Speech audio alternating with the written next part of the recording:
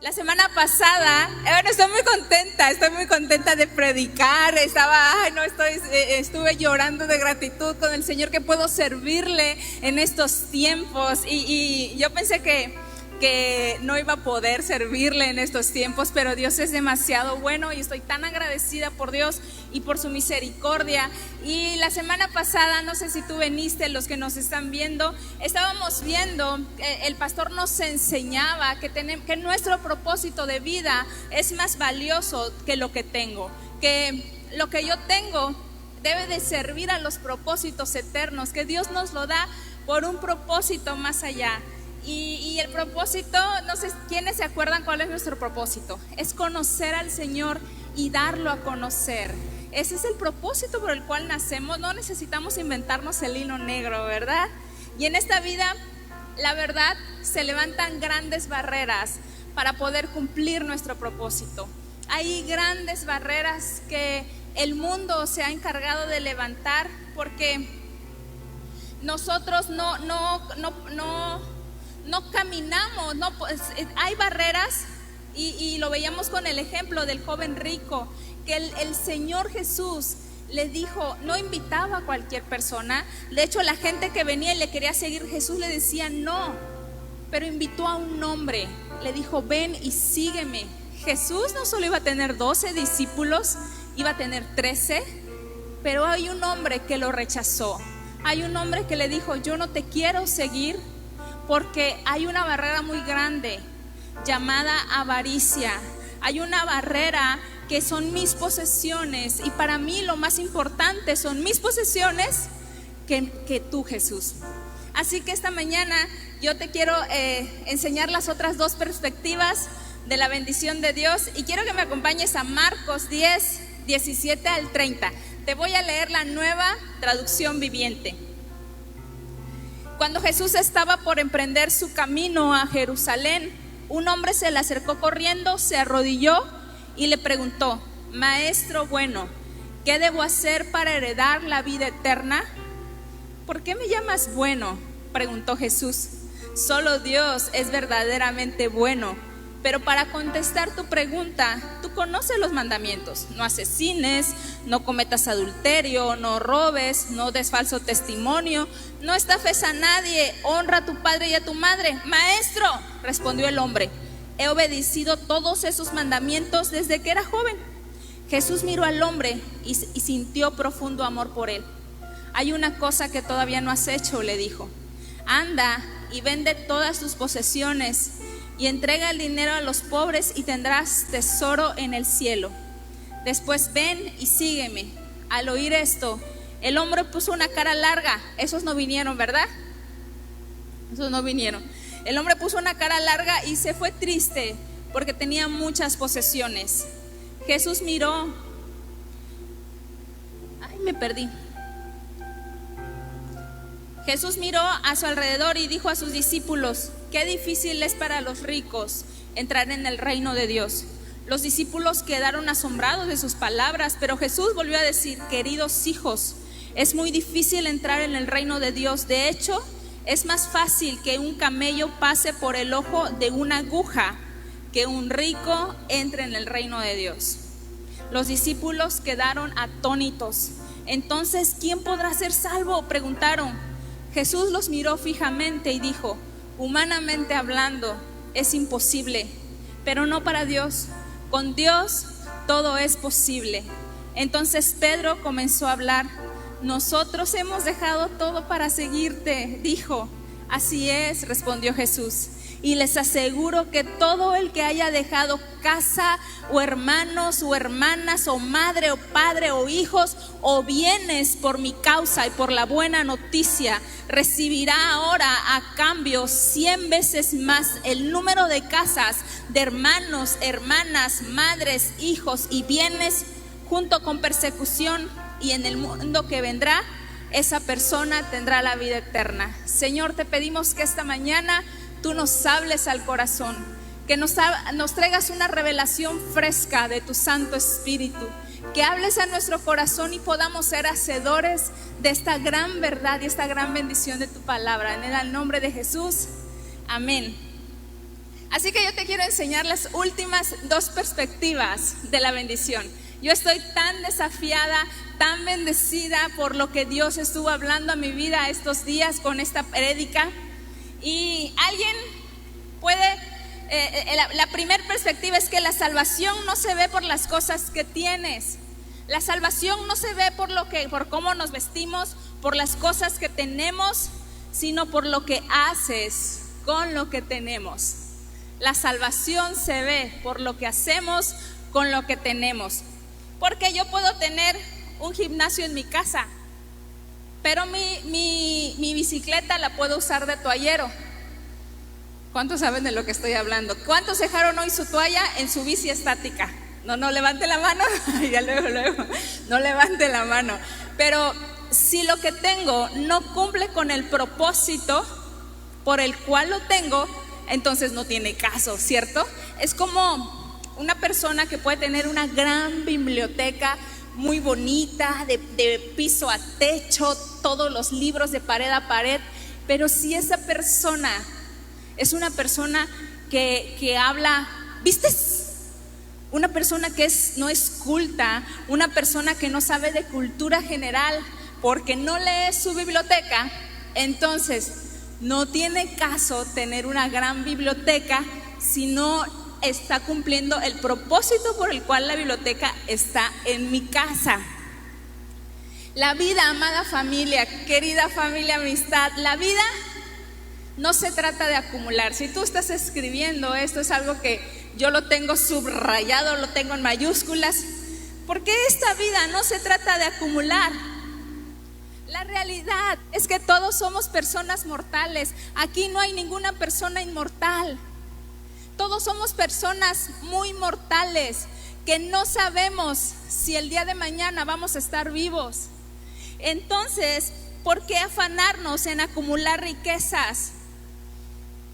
¿Para qué afanarnos en acumular riquezas? Para disfrutar mañana. ¿Acaso alguien te asegura que vas a estar vivo?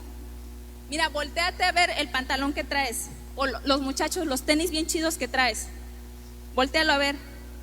Cuando mueras, ni eso te vas a llevar. No quiero ser mal agüero, pero ni eso. Entonces Jesús dijo que eso es una necedad. ¡Qué necio!, dice Jesús. ¿No sabes que hoy mismo vienen a pedir tu alma y tú estás acumulando para una vida que nunca tendrás? Es necio guardar y guardar sin tomar tiempo para preguntarle a Dios: ¿qué quieres que yo haga con lo que tú me estás dando? Es necio solo acumular. Jesús lo llama necedad, porque Él nos lo está dando y es sabio preguntarle: Señor, ¿para qué me lo estás dando? En la cultura judía, fíjate, en la cultura judía se creía que la gente que era bendecida, que era próspera, tal por la promesa que le hicieron a Abraham de te voy a bendecir y vas a tener una gran heredad y todo eso, se pensaba que las personas prósperas, económicamente hablando, eran personas bendecidas. En la cultura judía se creía eso, se cree eso, que por ser personas prósperas Dios estaba con ellos. Pero no, yo te quiero decir una verdad: no por ser una persona próspera económicamente hablando significa que son personas más amadas o más bendecidas por Dios.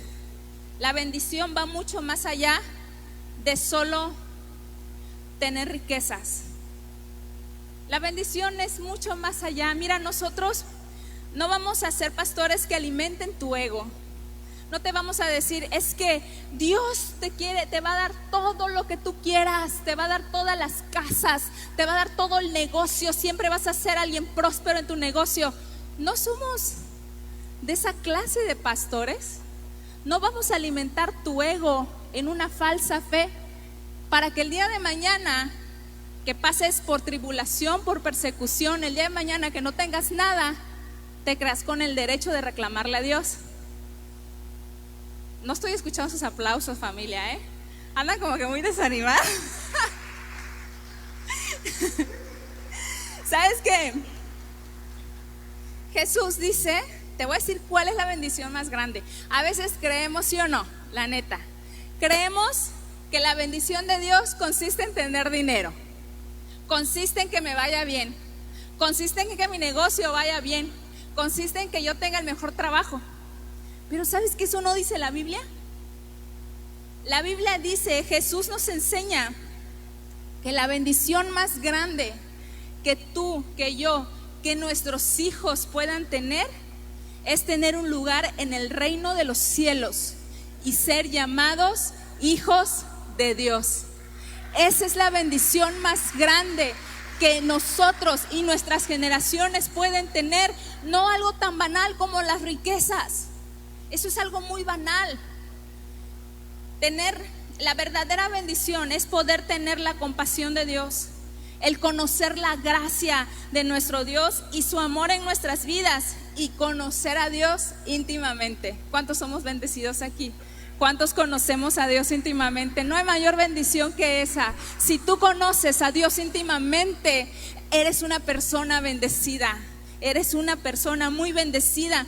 Escúchame, hay riquezas que son una maldición que el diablo puso en nuestras vidas, porque nos apartan de Dios. Cuando las riquezas, cuando el trabajo nos apartan de Dios, eso no es bendición.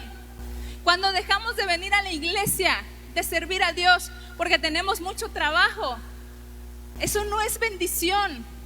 El diablo se está burlándose de nosotros porque no conocemos a Dios íntimamente. A la maldición le llamamos bendición. Ay, yo sé que no es para ti, pero cuando tengo mucho trabajo dice, es que no puedo ir, tengo mucho trabajo, estoy muy bendecido. Eso no es bendición. Yo me imagino al diablo tirándose la carcajada. Lo maldije, pero como no conoce a Dios, ni idea tiene quién es Dios, piensa que eso es la bendición de Dios. Así que en otras culturas, ser pobre significa que son más espirituales o más santos, y comparan la pobreza económica y eso se da mucho, sobre todo en el sur, donde la gente es muy religiosa. Comparan la pobreza económica con la pobreza espiritual, y nada más alejado de la realidad, mi familia, porque ser pobre en espíritu, fíjate, no tiene nada que ver con lo que tienes. Ser pobre en espíritu no tiene nada que ver con tus posesiones, con lo que tienes. Ser pobre en espíritu significa que te ves a ti mismo como alguien que no tiene talentos y que dice, yo no tengo nada, es solamente la pura gracia de Dios lo que me ha permitido servirle. Y ser pobre es pensar que no tienes nada de tesoros celestiales. Ser pobre en espíritu es pensar que no tienes talento. No, el pobre en espíritu no dice, es que por mí, es que lo hice bien chido. Al contrario, es por pura gracia, es por pura misericordia, y no considera tener grandes tesoros en el cielo. Y realmente todos somos pobres en espíritu, todos somos pobres en ese aspecto. Somos pobres de que no es nuestro talento, somos pobres en que no tenemos tesoros en el cielo. Pero ¿sabes qué? Lo triste es que no nos damos cuenta. Hay mucha gente que piensa que es por su trabajo, que es por su esfuerzo que ha prosperado tanto. Hay mucha gente que piensa que es por ella misma que lo ha logrado. Y los que se dan cuenta que no son por ellos, la Biblia los llama pobres en espíritu. Y algunas personas están satisfechas con una vida donde pecan y se arrepienten, donde no van a la iglesia y luego van, por eso no reciben nada, porque se sienten satisfechas con una vida de a medias, una vida de panzazo, una vida de ya pastor, ya voy a ir, ¿verdad? Y por otro lado hay otros que están contentos solamente con vencer los pecados más básicos, solamente con vivir una vida medianamente bien, estable, pues fiel en el camino de Dios, y se conforman con eso. pero tampoco reciben más de Dios, se quedan en esa línea recta. Y hay otros, de nuevo, que se sienten ricos cuando reciben victorias, que dicen: es que yo tengo mi grupo Conexión, me está yendo bien, la gente me sigue, ¿verdad? Yo tengo mucha gracia, estoy sirviendo aún en tiempos de pandemia. ¿Dónde están los líderes del grupo Conexión? Con ganas.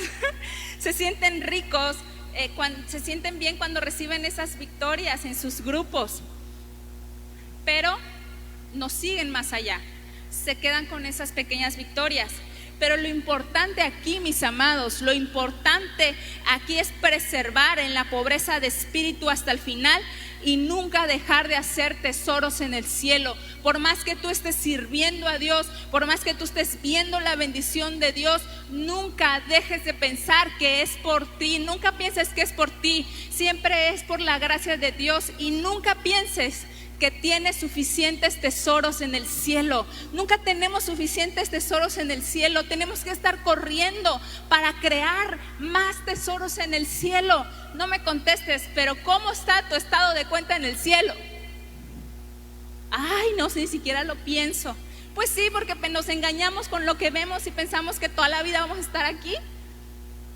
Entonces, nuestros bienes son simplemente un medio para hacer tesoros en el cielo. Y cuando tú lo inviertes en el reino de Dios, tenemos un Dios que sabe bendecir y multiplicar en esta vida y en la venidera.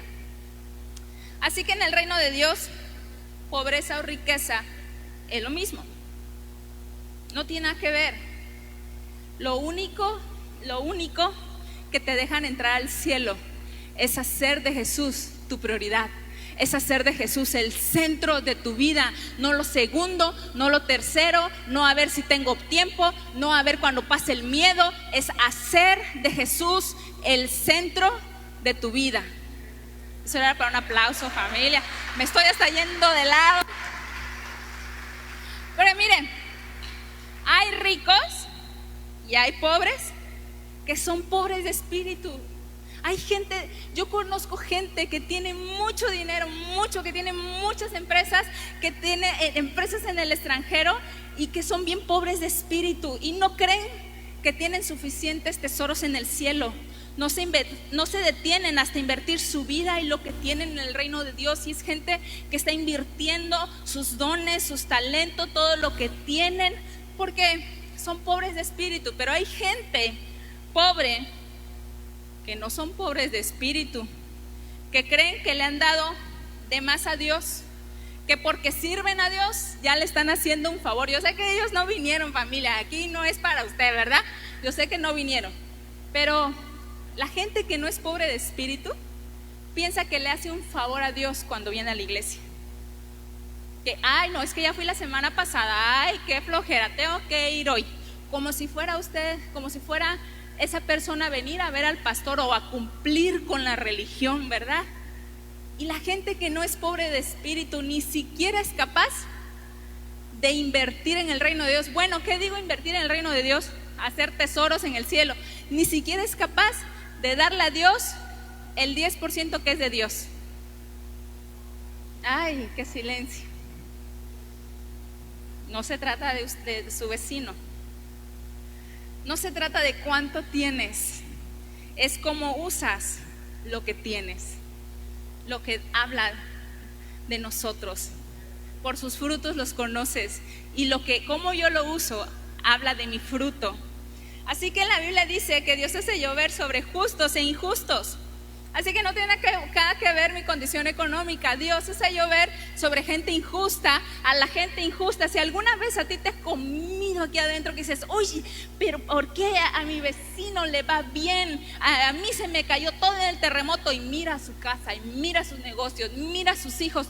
La Biblia dice, Dios hará que le vaya bien a los justos y a los injustos.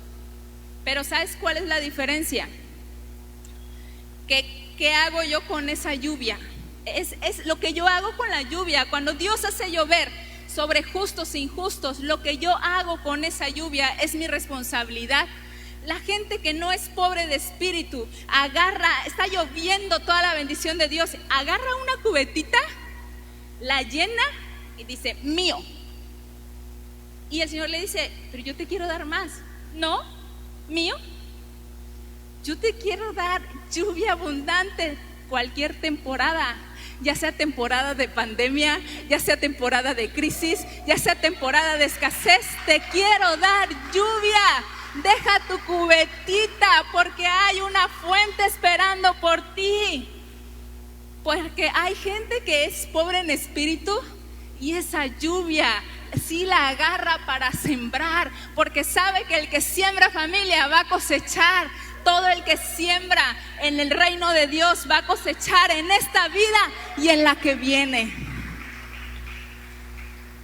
Así que hay una mujer muy pobre que la Biblia la llama prostituta, que no tenía nada, que tenía un único perfume carísimo, y ese perfume lo usó para servir a Jesús. No sé si alguien me ayuda con el piano, algo emotivo como la Macarena.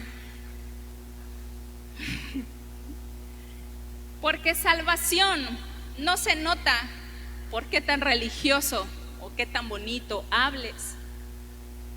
No es porque tanto critiques a los demás. Ay, mira qué está haciendo, para que los demás digan, uy, qué religioso. La salvación se nota cuando sabes qué hacer con lo que Dios te ha dado. La tercera perspectiva, Jesús da tu mejor retorno a la inversión. Porque mira, el joven, no te vaya a pasar como el joven, que nada más te estoy hablando de lo primero, y el joven pensó, pues Jesús no me va a dar nada de vuelta, nada más quiere que yo lo siga, que yo deje lo que tengo sin recibir nada de vuelta. Pero ¿sabes? Este hombre no se quedó a escuchar lo que Jesús tenía para regresarle, solo se quedó con la primer parte. Y muchos de nosotros lamentablemente nos quedamos con la primer parte y decimos, no, el precio es muy alto y me aferro a lo poquito que tengo. Y el hombre se fue triste, creyéndose él más importante que el reino de Dios. Y así que Pedro, yo me imagino que Pedro, porque dice la Biblia, le recordó a Jesús, como si a Jesús se le fuera a olvidar todas las recompensas. No damos con el corazón avaro para que Dios nos dé. Yo te pido, iglesia, nunca seamos tan miserables de darle a Dios 10 pesos. Ay Dios, pero dame 20. Nunca des con el corazón incorrecto, porque ese no es el corazón con el que tenemos que dar. Así que Pedro, cuando Jesús le estaba hablando al joven rico y vio que este joven se fue, yo creo que todos estaban empujando a Pedro, ahora dile tú. Yo me imagino que los discípulos en las noches platicaban entre ellos, oye compa, no manches, yo dejé a mi vieja, yo dejé acá a mis hijos, yo no sé ni qué va a pasar con ellos, hay que preguntarle a Jesús qué va a pasar después. Yo creo que ya todos humanamente lo pensamos, ¿no? Y entonces pues era su oportunidad de Pedro, y aquí pregúntale tú, y sopas empujan a Pedro. Y entonces Pedro le dice, Jesús, pues nosotros dejamos todo. No solo el trabajo, dejé las redes, dejé mi forma de vida. Ya no puedo voltear, ya no hay nada que tengo atrás. Y en algún punto, todos los que decidimos servir a Dios, dejamos todo sin pensar en las recompensas. Yo te voy a ser muy sincera, y aquí está mi mamá que está de testigo. Cuando yo me vine de Guadalajara, pues estudié ingeniería industrial en La Salle, trabajando en una empresa transnacional con un carro en una zona residencial, y dejé todo. yo nunca pensé en las recompensas. Te voy a ser muy sincera, yo pensé que iba solo a estar sirviendo a Dios en una comunidad donde había muchas vacas. Esa era mi idea, que iba yo a estar ordeñando casi vacas. Y nunca pensé en las recompensas. Y Jesús le dice: Pedro, aún con persecuciones vas a recibir 100 veces más en esta vida. Si dejaste casas, si dejaste trabajo, si dejaste hermanos, si dejaste familia, si dejaste hijos y bienes, en esta vida vas a recibir 100 veces más. Y ¿sabes qué? No solo en esta, también la vas a recibir en la venidera. También vas a recibir la vida eterna. Porque Pedro, yo devuelvo 100 veces más. No devuelvo el 100%, devuelvo 100 veces más. No hay lugar donde tú puedas encontrar 100 veces más. No hay un lugar, no hay algo que tú puedas hacer humanamente para recibir 100 veces más. Solo Dios nos puede dar 100 veces más de lo que nosotros nos hemos atrevido a dejar a causa de su reino.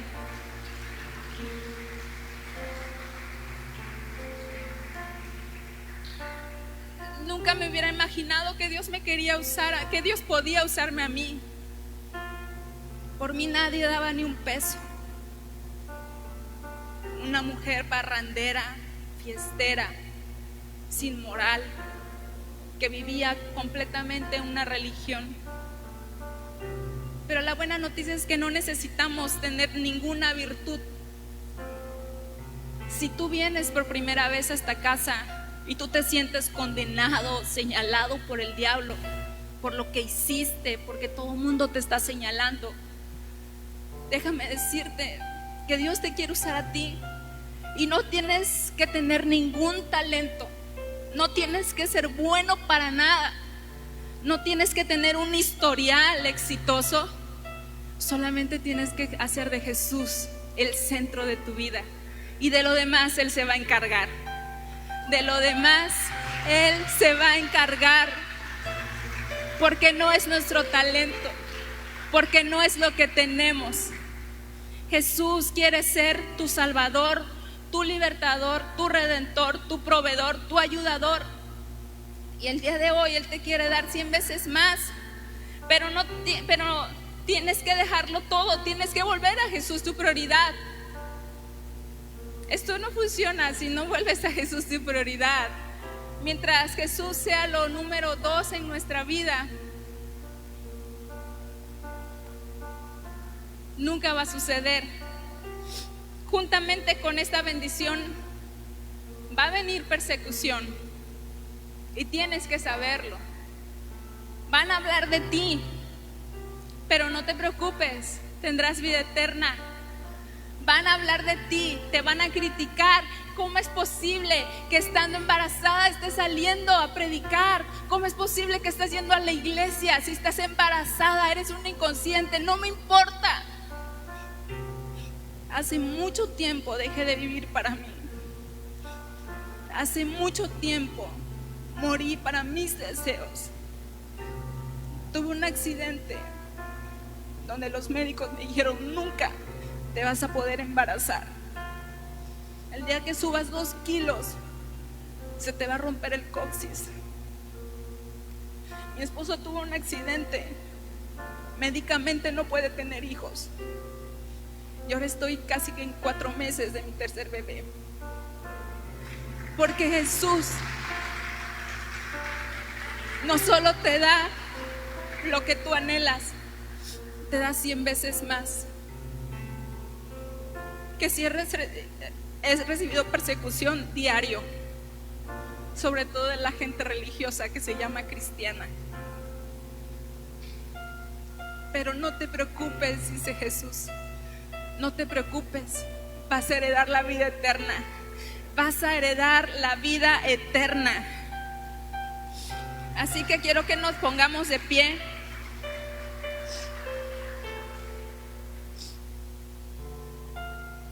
Y eso es entre tú y el Señor. Esto no es algo que alguien más pueda hacer. Quiero que cierres tus ojos y que medites en tu corazón si de verdad Jesús es el centro de tu vida. Si Jesús es el centro de tu vida, ¿por qué no le decimos a Dios: Jesús ocupa el centro de mi vida? Señor, quiero ser ese Pedro que pueda decir: yo he dejado todo. Yo no quiero ser ese hombre rico que se va triste. Yo no quiero, familia, que tú te vayas condenado de esta prédica. Yo no quiero que te vayas condenado con esta palabra. Yo quiero que tú te vayas siendo Pedro de este lugar, diciéndole a Jesús: Jesús, yo he dejado todo, yo te he dado todo. ¿Qué voy a recibir? Así que todos levanten tus manos. Y ahí donde estás, si estás en una lucha de fe, Dios sabe tus luchas y te quiere ayudar. Jesús quiere ser tu ayudador. Esta plática no es para que te sientas condenado. Esta plática es para que puedas ser sincero y puedas ser honesto. Y si quieres hacer de Jesús el centro de tu vida, este es el momento. Como nunca estamos en los últimos tiempos, como nunca estamos viviendo los últimos tiempos, y necesitamos como iglesia hacer de Jesús nuestra prioridad. Señor, te pedimos que así como nos hablaste un día a Asa y a mí, habla a toda la familia Amistad, a toda la gran familia Amistad. Tú eres el centro de esta casa. Tú eres el número uno, tú eres la prioridad de nuestras vidas. Señor, no jugamos a la religión, no jugamos a las mentiritas. Somos gente, somos tus hijos, y nuestra mayor bendición es conocerte íntimamente y darte lo mejor, Señor, en el nombre de Jesús. Padre, oramos por todas las personas que tienen sus manos alzadas. Oramos, oh Dios, que seas tú el centro de la vida de cada uno de ellos. Y porque tú eres el centro de la vida de cada uno de ellos, Señor, ellos puedan ver que tú eres el único que devuelve 100 veces más, 100 veces más en salud, 100 veces más en bendición, 100 veces más en unción, 100 veces más en familia de Dios, 100 veces más en gracia, 100 veces más en salud. Y oro, Dios, que toda la familia Amistad reciba 100 veces más, oh Dios, 100 veces más. Oramos que tu bendición esté sobre ellos, pero la tuya, Dios, la verdadera bendición que enriquece en el alma, en el espíritu, pero también, Señor, en lo eterno. Así que, Señor, oramos que Amistad sea una iglesia bendecida, y te damos gracias por aquellos que te están poniendo en primer lugar. Gracias por aquellos que ya están venciendo el temor y están viniendo a ponerte en primer lugar. Gracias porque veremos que en esta temporada saldrán de la pandemia recibiendo 100 veces más, o les espera 100 veces más. Y nosotros creemos en un Dios que puede hacer 100 veces más. En el nombre de Jesús lo oramos y lo creemos, en el nombre de Jesús. Porque le da un gran aplauso al Señor.